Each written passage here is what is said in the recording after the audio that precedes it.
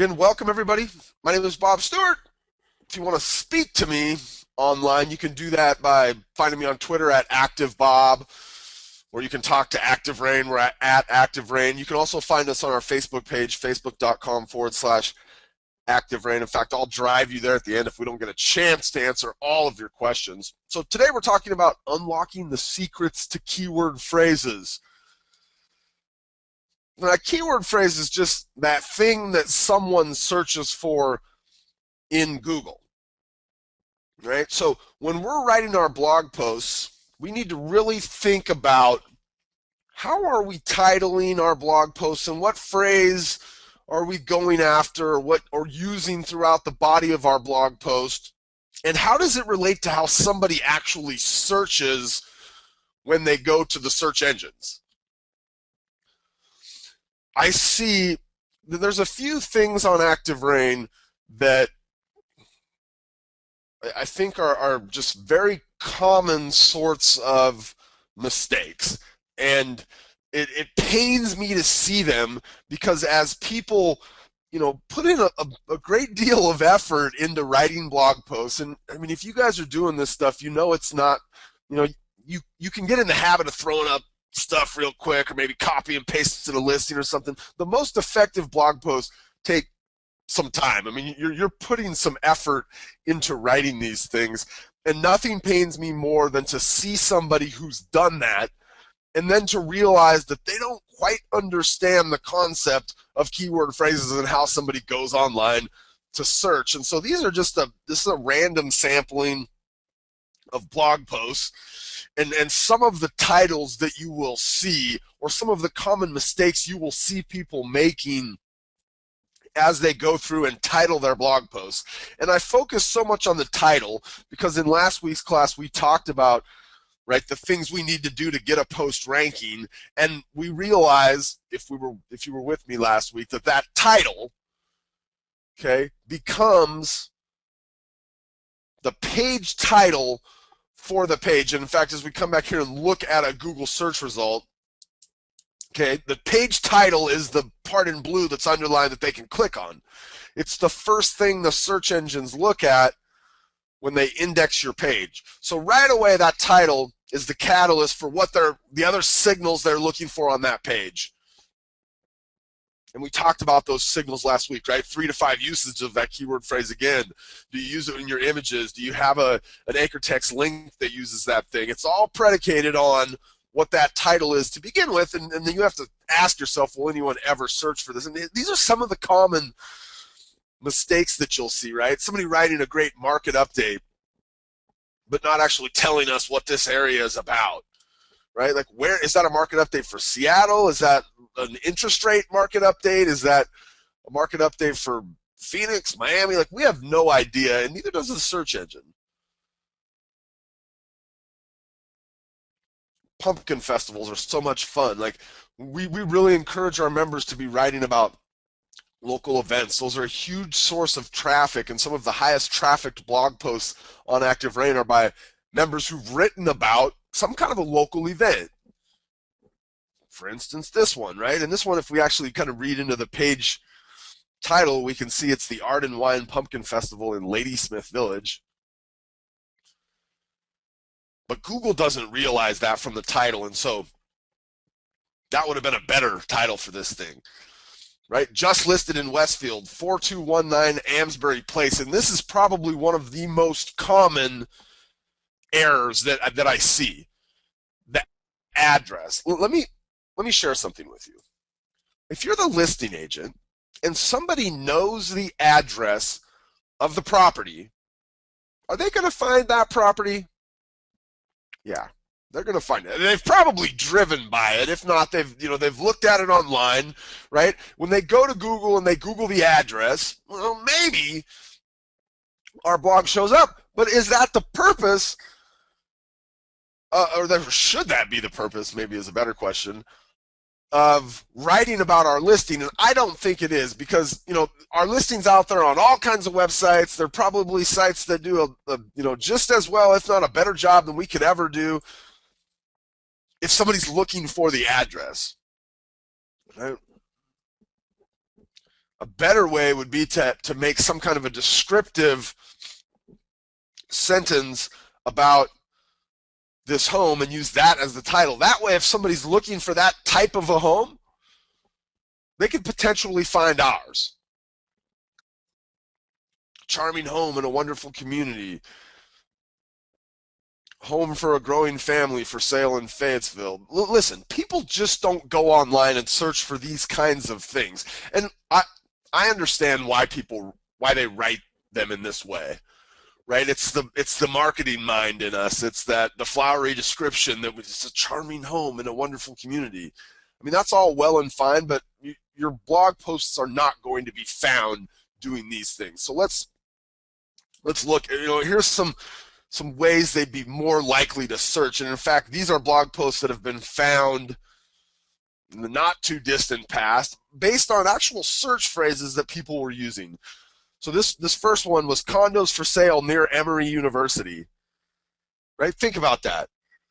Not a wonderful condo in a great neighborhood close to the university.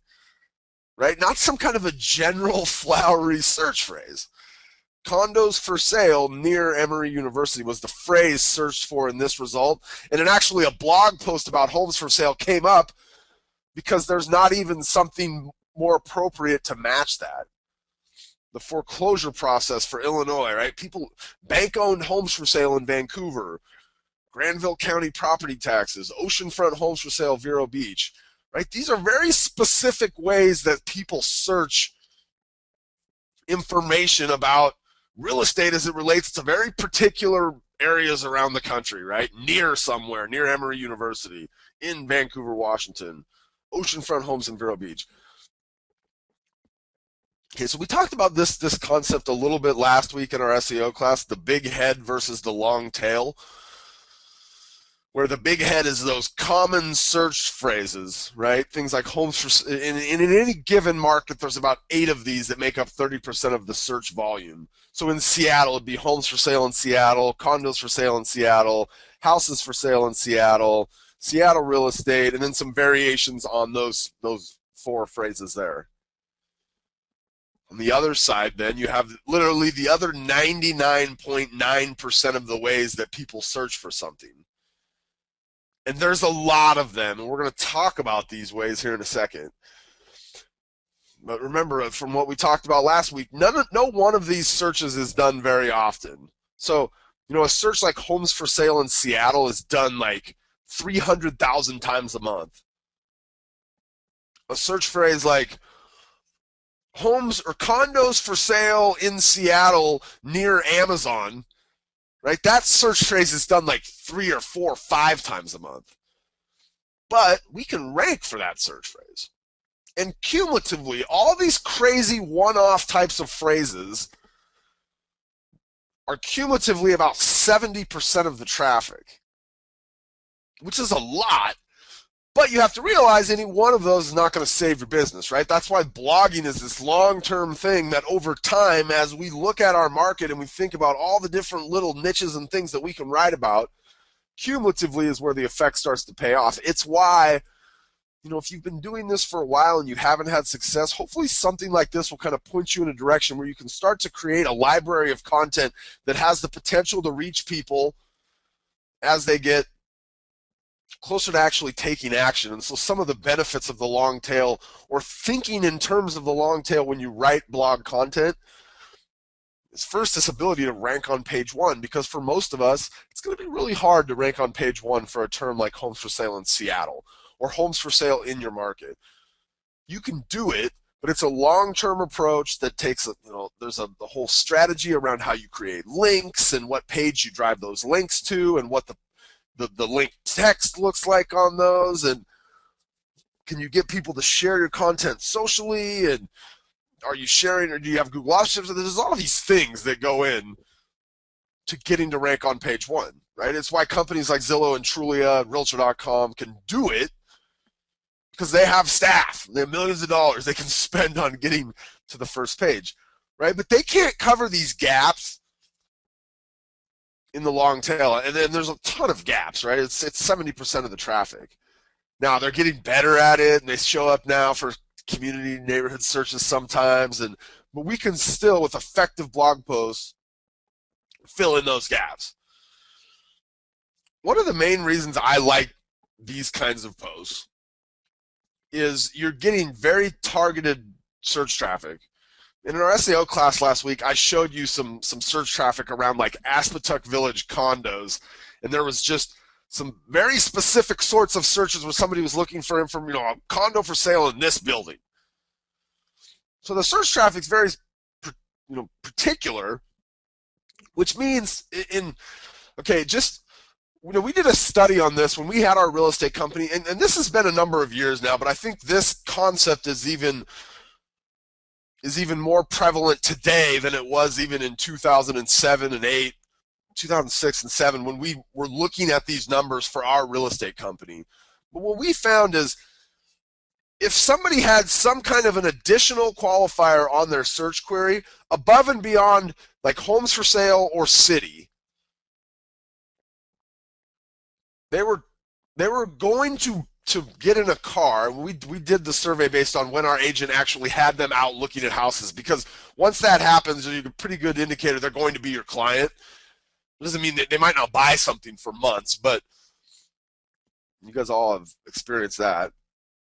But the time between when they did the query and when they got into the car was 121 days if they used some kind of additional qualifier in their search query. So instead of just doing homes for sale in Seattle, they did something like homes for sale in Seattle with a 3-car garage. Or they did something like loft condos in Belltown, Seattle, right? They were more specific than some of these general queries that we were able to kind of filter out. And at that point, I mean, this is kind of pre-Zillow, pre-Trulia, pre-Realtor.com. Our company's website ranked #1 for most of the search behavior in Western Washington, in the greater Seattle area. So we had a large sample of people doing big head searches and people doing long tail searches.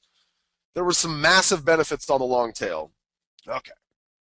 So just understand that, right? And I think the thing to understand is, look, it might not get searched for that often, right? I might only get 10 clicks a month on this post, 12 clicks a month.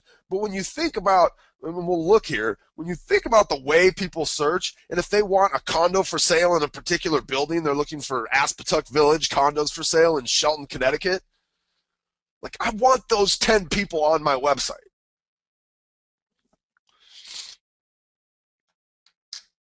So the things to think about when selecting a keyword phrase. And in last week's SEO class, I talked about kind of this, the fact that people will search for subject matter and geography in conjunction with each other. And especially in real estate, when they do searches that are just subject matter specific, a lot of times they will refine them with geographic indicators on there.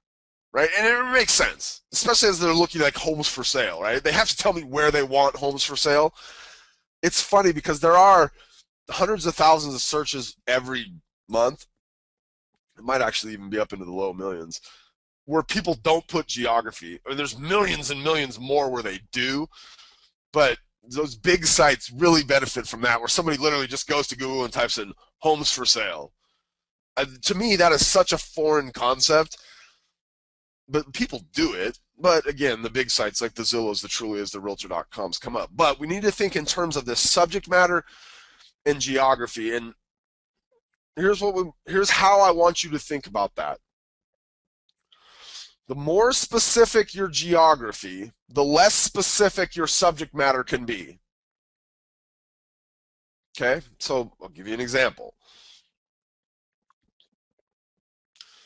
Well, first off, here, what is the subject matter side of search as it relates to our business?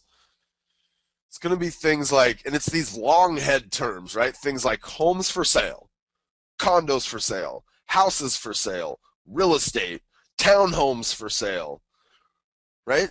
There's not too many of them in terms of the broad subject matter. If you're a loan officer, it's things like FHA loans. Things like, adjustable rate loans or, down payment assistance, right? These very kind of broad subject matters.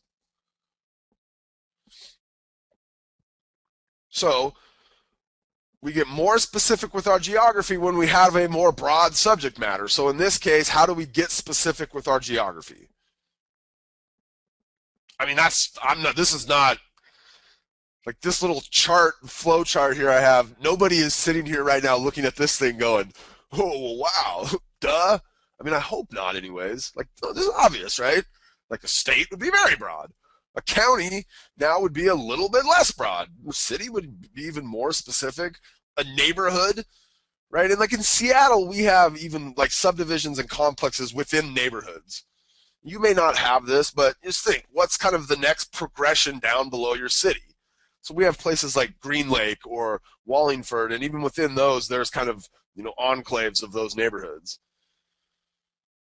So next would be like a subdivision or an actual condo complex. Another way to think in terms of geography is to look at the near, and I actually showed you that search before, and that was a search from condos for sale near Emory University that somebody had done on, and in Google, and landed them on ActiveRain. I mean, think about your area and the things that people want to live by. I use this example a lot, but it's a real obvious one for us in the Pacific Northwest. People always look for stuff like near some of the big employers. So it might be condos for sale in Redmond near Microsoft. Might be homes for sale in Everett near Boeing. Right? Condos for sale in Seattle near Amazon. Right? Because think about, Amazon's a great example, and if you guys have big business, big employers in your area, I mean, it's probably a similar thing for you guys. Think, who moves to work at Amazon? Techies, right? And then they're from out of the area. Most of these people are not born and raised in Seattle. They don't really know the area, right? They don't know to look for homes for sale on Capitol Hill, or condos for sale on Capitol Hill, or condos for sale in Belltown, or condos for sale in South Lake Union. Those are the names of the communities that someone would want to live in if they're moving to Amazon or they're working for Amazon. But they don't know that, right? They just know that they're going to be working at Amazon and they're going to want a condo. It's going to be in Seattle. So they're going to do a search like condos for sale in Seattle near Amazon, right? These searches are done, especially around major employers, very frequently. And there's all kinds of variation. There might be houses for sale in Seattle near Amazon, homes for sale in Seattle near Amazon, condos for sale in Seattle near Amazon, right? But when you have those general search phrases like homes for sale, houses for sale, condos for sale, think about how you can get more specific geographically. Here's just a couple of examples, but I kind of beat on this for a second there. Right? Carriagewood Renton is subdivision. Georgetown Commons, Ann Arbor. This is the name of the condo complex. Right? Near the Microsoft campus, Redmond. Townhomes for sale, Wallingford, which is like a neighborhood of Seattle. Okay, the less specific your geography, then the more specific your subject matter. So, we want to write about homes for sale in a city, homes for sale in Seattle, but we have to realize we can't do that, or we could, but people aren't going to find that post, right? Who's up there? Google, Trulia, Zillow, Trulia, Realtor.com, Homes.com, Realestate.com, these companies that, again, millions of dollars, they're really good at SEO, they got people that are dedicated all day to do this. So we got to think about how can we get more specific with your subject matter. So again, here are some of the general subject matters as it relates to real estate. Here are a few ways, okay? Price points are a really good way to do this. So instead of just looking for homes for sale in Seattle, what we can do is we can write blog posts where we can point people to homes for sale under a certain price point in a certain area. So homes for sale under, like in Seattle, it might be condos for sale under $300,000. You know your market, right? So you know those price points that people, like maybe the first-time home buyers want to stay under. I had a guy, so we used to do these classes that we do online now, and we did it 8 hours, like get your eyes spinning type of 8 hours where we went into a room and we called them rain camps. You know, we got a couple hundred people would come to these things, and me and a guy named Ben Kinney would go up on stage and talk and teach about how to generate leads for your business and online strategies. And the very first one of these we ever did was in Seattle. And we talked about these concepts even, I mean, this was in 2009, but these same things still apply because these big these big Googles, Trulias and Zillows, they still haven't been able to fill in the gaps. But in 2009, I talked about this because I'd seen this behavior for years in search queries where people are looking for homes for sale in Seattle under X. So we talked about this, and then we left Seattle and we went about our way. We would do 26 of these rain camps, and we would finish in early 2011 back in Seattle. Our last live rain camp was in Seattle 2011. So we're doing the deal again, and at one of the breaks, a gentleman walks up to me and he says, "Hey, I'd like to introduce myself. My name is John. I'm an agent down in Tacoma, Washington." I said, "John, nice to meet you, man." He said, "I really want to thank you. Something that you said in 2009 added about 6 deals to my business in 2010. And I said, "Well, you know what, man? I always say this. I didn't do it. You did it. Okay, so good for you. Whatever advice we gave you, I appreciate the fact that you took advantage of it and actually did it. So tell me, what did you do?" Because there was a lot of things we share in 8 hours, right? And any one of them, not any one of them, but a few of them could have added 6 deals to his business. He said, "Look, I know my market. I work out of Tacoma, but I'm really focused on Joint Base Lewis McChord. And Joint Base Lewis McChord is a military installation that houses McChord Air Force Base and Fort Lewis Army Base. It's this big military installation." And he said that we get hundreds of thousands of people in and out of there all the time. A lot of these people are looking to buy a place. He said, "So I went out around the base and I looked at every city and town around the base, and I just started writing posts like this. Homes for sale in Stillicum under $200,000. Homes for sale in Lacey under $200,000. Homes for sale in DuPont under $150,000. Homes for sale in Lakewood." Like, he just covered every little nook and cranny around the base with all these different price points. And he would get people who would end up as a lead on his website, or who he would ultimately get on the phone, who would say, "Man, we would do searches around the base and you showed up everywhere." He'd do things like homes for sale near, in Lakewood, near Joint Base Lewis McChord, or near JBLM, right? He knows the lingo for the people that are doing these kinds of searches. So that one right there is a good one, and you're still capable of ranking for those. Okay, so other ways to get more specific with your subject matter: think adjectives for the home, right? Waterfront, oceanfront, mountain view, lakeside, right? There's all kinds of different kind of descriptors, and a lot of you guys, you use these in like your marketing, right? If you're using them in your marketing, people are using them to search. Now, again, it's not the massive numbers like people that search homes for sale in Seattle, but would you rather have somebody land on your website that searched homes for sale in Bellingham, Washington, or would you rather have somebody that searched, lakefront homes for sale on Lake Padden, Bellingham? I mean, to me, it's just a drop down no-brainer. I want the more specific searcher, right? Are they going to buy something sooner? Like, if you literally had, knew of a home that was for sale on Lake Padden on the water at a good price, like, they're ready to move, I think, a little bit faster than the guy that's just looking for a home for sale in Bellingham. Think about like modifiers or with something, and you'll see a lot of search behavior done like this. So, homes for sale with, a master bedroom on the main floor. Homes for sale with a mother-in-law suite. Excuse me. Obviously, we've got the city indicator in there, but again, we can be less specific with that. And generally, that will just be a city, right? It's very rare that you see county searches, although not unheard of, right? But like, in the major metro areas like Seattle, it's very rare that you see homes for sale in King County with a mother-in-law suite. Although you will see that type of behavior in a little bit more rural areas or areas that don't have kind of a big major city or multiple major cities. You'll also see that around like vacation home types of searches or like some of these like lakefront. So take Michigan for example. Like there's a lot of lakes out there, and people in those areas will, and you guys know this. I mean, if you live in an area that they'll identify it with being like in a certain county or something, so they're not necessarily, as interested about being on Devil's Lake. They might be more interested in being, in Lenawee County, right? So, lakefront homes for sale in Lenawee County.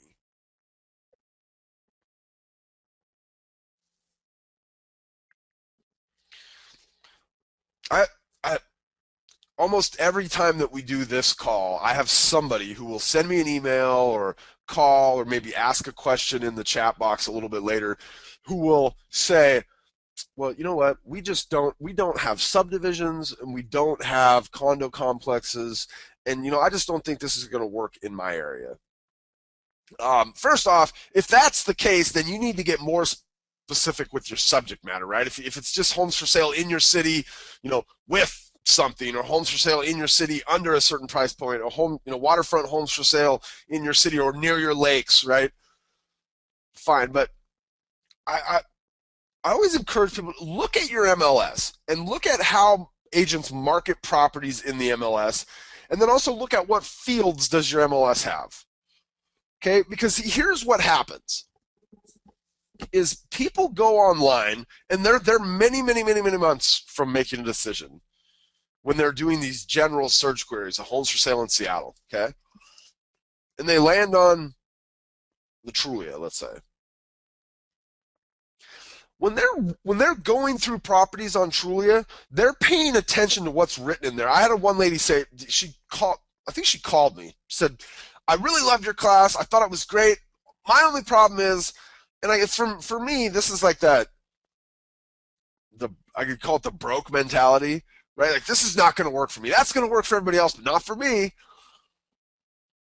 And I said, all right, well, let's go look. Let's go look at your MLS. And if that's the first thing I'm always going to do. So I start looking through their MLS, her website, and I'm just looking at properties. And I pull 10 properties. I'm a tab browser, so I pull 10 properties up. And I start looking. And I'm like, the third property, and this was so perfect, but it was the third property says, this home is located in the amazing Parkview Estates. I don't know that it was Parkview Estates, but it was some name, and to me it was clearly obvious this name was a subdivision. And I'm like, wait, what's this? Parkview Estates? And she goes, I swear, she goes, oh, well, that's that development up there on the hill, but we don't call it Parkview Estates around here. In fact, I don't even know if there's a sign out there. And I said, look, here's what happened. People, they're going to go on Trulia, let's say. They're on Trulia, and they see this house, and they love this house, and it's in Parkview Estates. Is it that far of a stretch to think that at that point they would walk away from Trulia, leave Trulia, and go over to Google and say, find me the other homes for sale in Parkview Estates? No, it's not a stretch at all. And in fact, I have tons of data to prove that people do this. Okay, they absolutely do this kind of a thing. So think about, how are people marketing properties in your MLS? What fields are in there, right? Because those fields will give you all kinds of ideas of things to do along these lines, where you're really getting specific about the type of home somebody would be looking for. There's all kinds of adjectives, right? Colonial, brick, Victorian, right? Ramblers. and in each of our markets, there's these kind of, I think the word is colloquialisms, right? These like very regional types of words that aren't necessarily used in other parts of the country, right? But you can write about those things. You can use those kind of descriptors as homes for sale, or so it'd be what? Victorian homes for sale on Queen Anne. Like in Seattle, the Queen Anne area of Seattle has Victorian homes, right? And it's kind of known for that. So you would write Victorian homes for sale on Queen Anne, Seattle. Describe the property, right? Think, what it's a retirement property, it's a retirement community, it's gated, it's an equestrian property. There's all kinds of descriptors like this. You guys are using these. Now you're using these in your MLS. I want you to start thinking in terms of like your blog post being a way to describe, and it might not even be a property you have for sale. It might be a certain set of properties that you might potentially be interested in talking about or showing to people, right? Builders, if you can write about like, homes for sale in Seattle by Pulte, or like if there's new home developments in your area, those are a great source of traffic. Because first off, there's not that much info out there about a brand new development, and these things are becoming more popular, right? We're getting more new developments than we had 3 years ago, 5 years ago. These things are becoming, it's really easy when a builder first gets started for you to get your content ranking on the first page for the name of that subdivision, complex, whatever. Now, sometimes you'll get an angry cease and desist letter from like the company that got charged with selling those units because they're mad that you outranked the builder's website or something. Just some examples, right? And I kind of beat this to death, but Vero Beach oceanfront condos for sale, like that's literally a search that's still, this search right here and then some variations of it is sending, it's like between 30 and 50 visitors a month to a blog post on ActiveRain, and it's not even like the blog post, it kind of kills me. I think it's about a listing that like long ago was sold. Which is okay, assuming that they have good calls to action in there for somebody to find like the currently available listings, right? I would have written that post in a fashion where it was evergreen, right? The type of post that can always be of benefit to somebody looking for this information, right? So I'm just going to talk about, what are some of the challenges of living on the beach? What if there's flooding? What about in a hurricane situation? What are some of the different buildings around that are on the ocean, right? But it's going to be a post just chock full of good information about that idea of oceanfront condos for sale in Vero Beach, not necessarily the exact condos for sale. That's going to be a link out to my website, right? We talked a little bit about that. No, I guess we didn't talk about that. We're going to talk about that all next week. That's basically what next week's class is this idea of calls to action in our blog. How do we get somebody who lands on a post like Vero Beach oceanfront condos for sale? How do we turn them into a lead? Homes for sale with a basement in Seattle. I've shared this story a number of times. And in fact, I was just down in Rex in Fort Worth, Texas at this conference called Rex. We do ActiveRain gatherings when I get to go out to these conferences. And I've shared this story before, but every time I see Tom Branch, who's an agent in Frisco, he always laughs and we joke about, and it was the same rain camp Dallas now, and we're talking about these concepts, and the day that we went into Dallas, there's a tornado. Literally, a tornado comes through Dallas. I'd never seen a tornado before. I mean, I didn't get to see the tornado itself because we were huddled down in the middle of our hotel room because they don't have basements in Dallas. Very few basements on the homes in Dallas. And the reason for that, I would later learn, is they have clay. Like a lot of the cities built on clay ground, I think. So it's not conducive to having basements in the homes. It's really expensive to get to have a basement. So I'm on stage the next morning after literally the night before. We'd been hunkered down in the middle of our hotel room. I'm on stage and I'm I'm lamenting the fact that I was like petrified the night before. And I said, if I was thinking about moving to Dallas after the experience from last night, and it was during, I think maybe it was later during the section of the rain camp where we were talking about this stuff. I said I would absolutely go online and search homes for sale in Dallas with a basement. And so Tom, who was sitting in the audience at that point, who was an ActiveRain member, who really was not sold on the idea of blogging, right? He'd blogged 3 or 4 times. He wrote that blog post. He literally wrote. We used to do rain camps as a 2-day thing. He wrote it that night. And he came back the next day and he said, hey, he showed me the post. Here it is, man. I wrote this post. He's like, so if you ever go looking for it, and at that point, ActiveRain was just like it is today, the things get ranked pretty quick. So by the next morning, it was on the first page. And,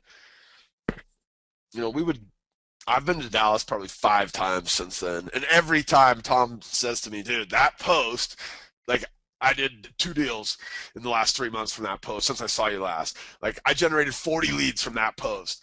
For them, and I guess it's a big deal there, right? They don't have a lot of homes with basements, but there's a reason that people end up searching that kind of a thing, right? Maybe they're online on Zillow and Trulia, and they're looking and they're trying to find a home with a basement, and there's just none. So they just go back to Google and they just look, give me a home for sale in Dallas with a basement, and his blog comes up. Now it's his WordPress blog. His ActiveRain stuff might still be on the first page for that. I'm not sure. I haven't looked lately. All right, a few things to consider. We talked about this stuff last week. Well, maybe not some of this.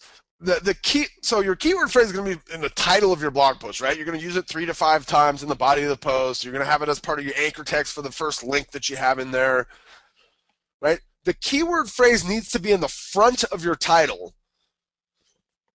And so when we looked at some of those posts earlier, I understand, and I mentioned this then, I understand why people do kind of the flowery description, right? And it's okay that you get that in there. Just realize that your main keyword phrase needs to kind of be the first thing that comes in your title. That's going to be what gets the most important, or is given the most importance. Okay, so if you wanted to say the place was a, it was completely remodeled, right? You might say something like, so you're writing about a particular listing, and we have a blogging blueprint class where I talk about the idea of writing about your listings. So we would want to, like, what is this house? So it's a single story, with a 3-car garage. It's a home for sale in Seattle, single story home for sale in Seattle with 3-car garage. I mean, that's a really long tail search phrase, right? Then we would bring, with colon, completely remodeled. That's a horrible example. I'm sorry. But just put your keyword phrase in the front of your title if you want to be that person that has to have the flowery description. Your keyword phrase should be under 70 characters, only in that that's what gets displayed in the search result. It's those first 70 characters. If it ends up being longer, that's fine. Google's just going to truncate it. Never, ever, ever, ever, ever target more than one keyword phrase, which that example I just gave was probably a pretty bad example then. But what I see people doing is like, so Tom wrote the post about homes for sale in Dallas with a basement, right?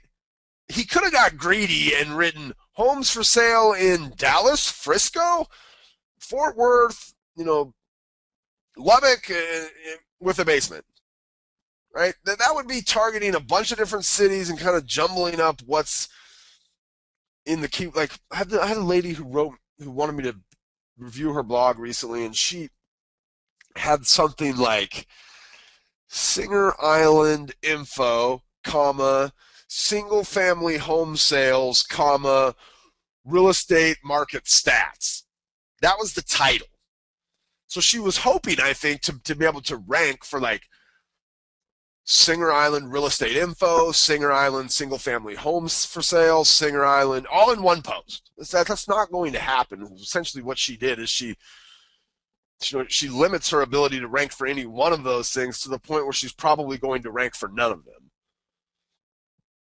So always kind of focus. Each blog post is about one thing, and it's why your blog post becomes a marathon, right? Because all of these things individually, they're not getting a ton of traffic. I mean, this one gets 10 clicks a month. This one gets 30. Ooh, I really hit on one, and it's getting 70 or 80 clicks a month, right? But any one of those by itself, not going to have you in the millionaires club next year, but cumulatively over time, those things really start to build momentum, and it's why there becomes a point, and like I see so many people in the first 6 months of blogging that just give up. I see very, very few people that in their 3rd year of blogging, and I know that seems like a long time, 6 months even seems like a long time. There is a sweet spot whereby the effort you put in, the returns start to multiply. Like if you know of an agent that after 3 years and granted, somebody could have left the business, but the agents that I know that have been blogging, like since ActiveRain was in its infancy, now some of them don't do it on ActiveRain anymore. They do it on their own WordPress blogs or their website or something of that nature, and sometimes they still blog on ActiveRain. But those people don't quit blogging because they know it works, right? Because it's this idea of this cumulative effect over time. Almost always use geography. So let's talk about some other kinds, because a lot of those are very specific to like types of homes for sale. Although I think that's the bread and butter for someone really interested in generating leads, because that's, a lot of people go online to look for listings. But there's some other things they go online for, right? Like home values is one, but information is this other kind of bucket. So people search about information around the idea of living somewhere. So the best neighborhoods, the tax information, the loan information, right? These are things that are kind of done, mainly they're done upstream. They're done before they start, looking for specific homes for sale. Some really high traffic posts are these ideas of best neighborhoods in Seattle, best neighborhoods in Charlotte, best neighborhoods in certain cities.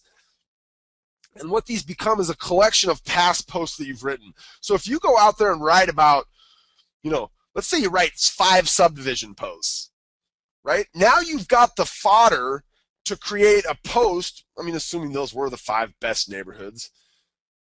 And you have to be careful. I always get the question, well, are we allowed to steer people by saying best?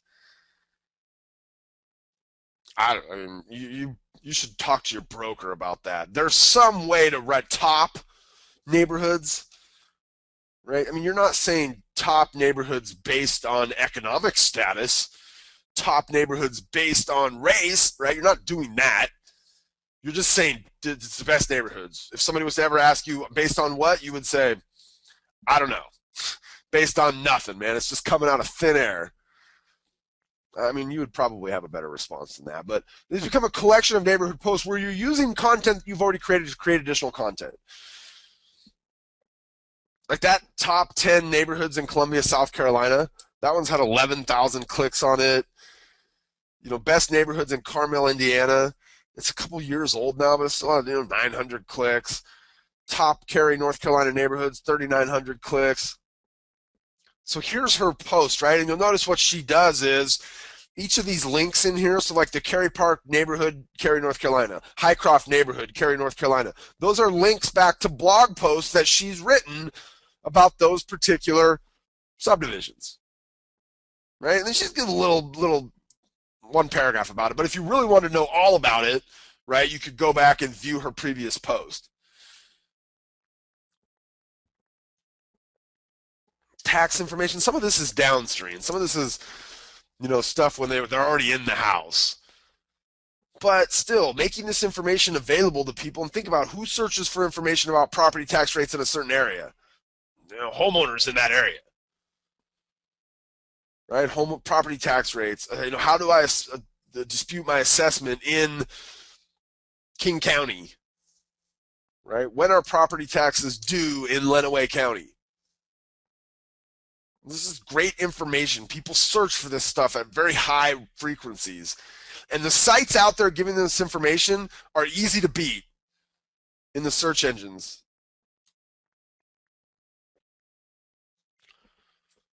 Loan information or home buying programs. If you spent this whole hour with me as a loan officer, you really have to have your thinking cap on. You have to have had your thinking cap on. Okay, but these things apply to real estate agents as well. What I want you to think about if you're a loan officer is people think absolutely based on geography. They search loans based on geography. You have to think about those very specific things. And in the loan industry, there are no shortage of words and phrases that people go online to investigate. They don't know what these words and phrases are. They don't know what these programs are, right? There's all kinds of programs out there. FHA loan limits, VA approved condos, FHA approved condos. We see some really high volume on these kinds of searches. Or if there's some kind of a program out there, right? And these programs, they come and they go. Okay, and as a lender or even as a real estate agent who's has a good lender who keeps you abreast of these kinds of things, right? The opportunity to write about, some kind of a USDA rural home loan in, Mount Vernon.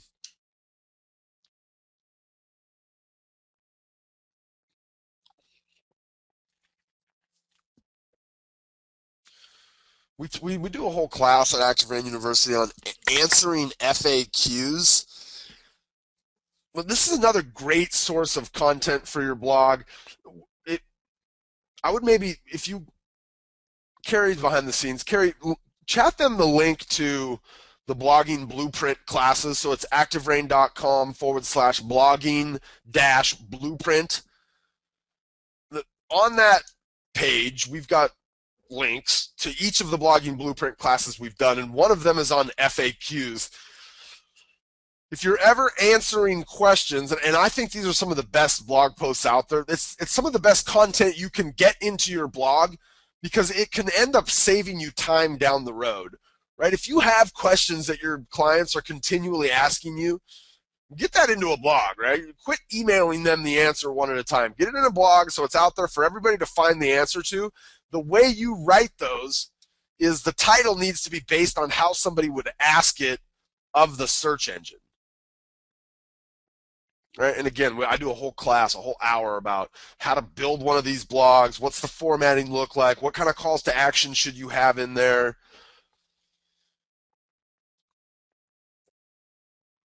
Okay, so the question always comes up, how do I figure out in my market what I want to write about?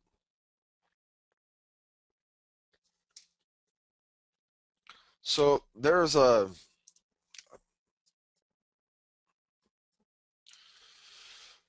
thing called Google AdWords keyword tool. So you just Google AdWords keyword tool, and it'll come up right here. And you can jump in here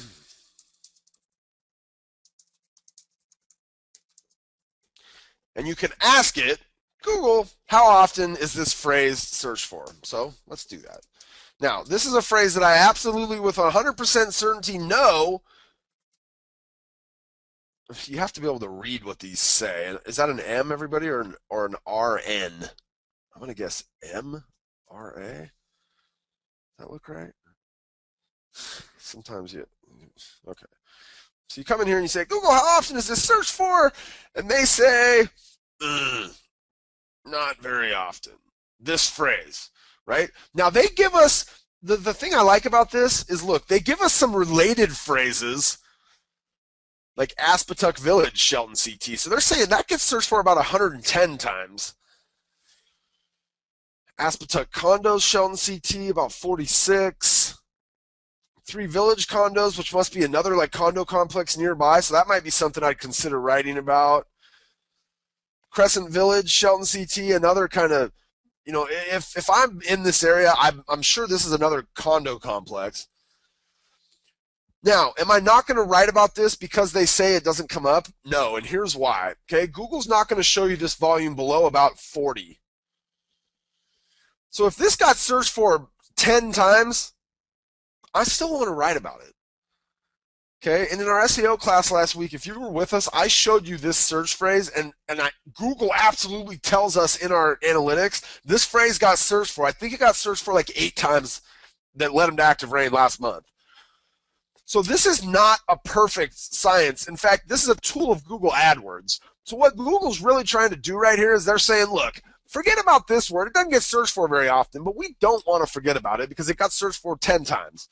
And a bunch of variations added up to about 40 visitors, right? They're like things like Aspetuck Village Condos for Sale, Shelton CT, which will absolutely continue to tell us it got 0 searches. These things get searched for. So your best, I think that your instinct and experience is best. And I realize at this point you might not have a lot of instinct. Okay? But rely on mine. And hopefully you don't think I'm blowing smoke here, because I'm absolutely not. Your instinct and experience is best. You know what people are interested in your marketplace. Okay? You just have to get to learn the ability to apply that to your blog. So what we'll do, we have this download. It's got 500 phrases in it, and it's not from the last 30 days. It's from a 30-day time period at like 2 months ago. But in a 30-day time period on ActiveRain, it's 500 phrases that somebody searched for using the term homes for sale. So what you're going to see is all kinds of crazy stuff in there. And a lot of it's not going to apply to your particular marketplace. But what you need to do is look at that PDF, look at that list, and it's literally just a list. So you're going to see things like homes for sale in Dallas with a basement, homes for sale on Lake Cushman with a dock, right? You need to take those ways people have searched, and you need to apply it to your market. So if it's homes for sale on Lake Cushman with a dock, you don't have a Lake Cushman in your area, but you have a Lake Charles. Right? So for you, that post becomes home for sale on Lake Charles with a dock. Okay, if you guys have additional questions after this, I'll tell you what, go to our Facebook page, facebook.com/ActiveRain. If you leave a question on there, I would love to come through later today and answer that question for you. Okay? Really appreciate you guys joining me. I hope you learned a little bit today. Next week, you'll want to get signed up for that class. That class is going to be all about calls to action. So what are the things that we absolutely have to have in our blog post to make sure that when somebody lands on that, they can get a hold of us, they can become a prospect for our business, we can get them to turn into a lead. We'll talk about all of that next Thursday. Thanks, everybody. You guys have a fantastic rest of your week. Have an awesome weekend in real estate. On behalf of Carrie and Michelle and Chris behind the scenes, my name is Bob Stewart for ActiveRain. Bye-bye, everybody.